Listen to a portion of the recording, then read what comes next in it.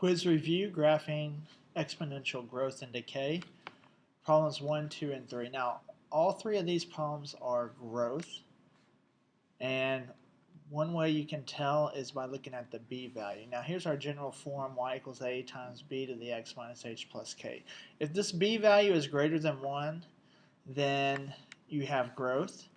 And to find the b, you're just looking for the number or variable with an exponent. So we have a 10 right here to the power of x minus 2. That's your base b. This would be 2 would be our b. And then here, e is our b. And remember that e is a special number. E is about 2.718. So you can tell that the bases are greater than 1, so we have exponential growth. Now, with an exponential growth, there is an asymptote. It's a line that the graph approaches but will never touch or cross. And it always starts out at the x-axis. Now, that will move depending on your k value. And remember that k will move the graph up and down. H will move it left and right. H is a liar. And then if we have an a value, it'll stretch or shrink the graph. And if it's negative in front, it will reflect that graph across the x-axis. So when we're graphing growth and decay, we use just 2 points, the point 0, 1 and the point 1b. So for number 1, I'm going to plot the point 0, 1.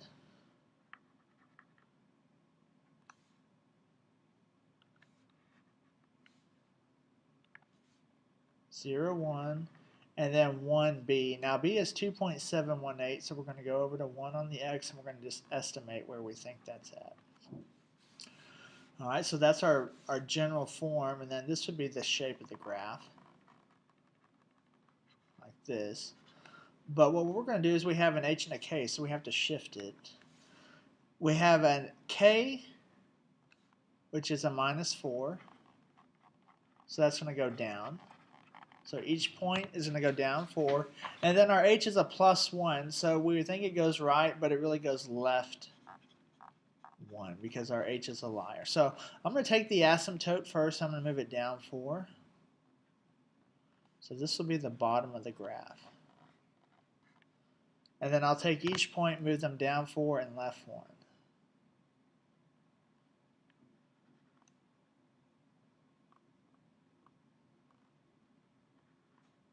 And then connect my dots, and this is my graph. Now the domain on these will be all real numbers, so negative infinity to infinity.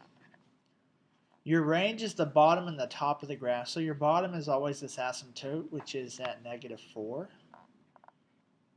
And then if you go to the top of the graph, there's an arrow, it keeps going up, so that would take you to infinity.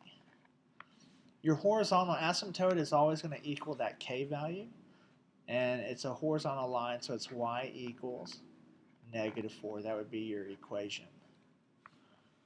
All right, number 2 here, we're going to graph y equals negative 10 to the x minus 2 plus 3.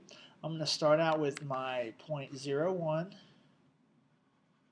and 1b. b is 10.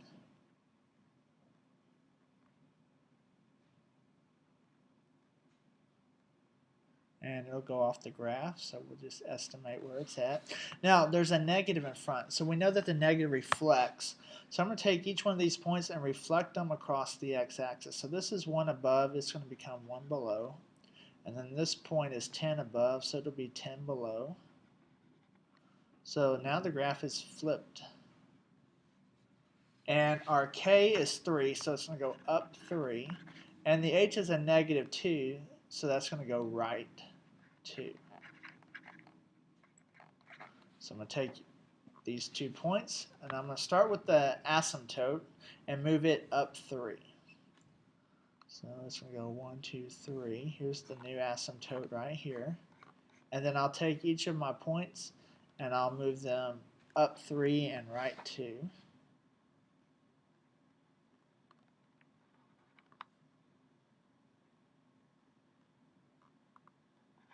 And then I'll connect the dots. It's going to look something like this. And there's your graph. Now your domain is still going to be negative infinity to infinity. So these will have a domain of all real numbers. Now the range is the bottom and the top. If you go to the very bottom, you have an arrow. So that means it keeps going down. That would go to negative infinity. And then because of that negative and reflecting it, the asymptote will be the top of the graph, which is at 3. And then the horizontal asymptote is y equals our k value, which k is 3. And there's your graph. And the last one, that's growth. We have the point 0, 1, and then the point 1b, in this case b is 2. And we have a k that is a negative 5, so it's going to go down 5. And then our h is plus 3, so it's going to go left 3.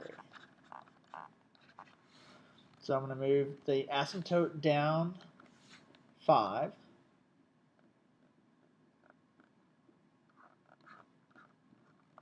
Then I'll take each of these 2 points and go down 5 and left 3.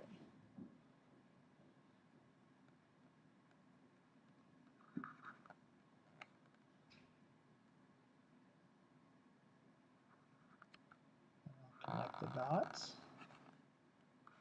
And again, domain, negative infinity to infinity. The range is the bottom and the top. At the bottom is the asymptote at negative 5. At the top, it keeps going up to infinity. And then the horizontal asymptote would be y equals negative 5. And that, again, is your k value.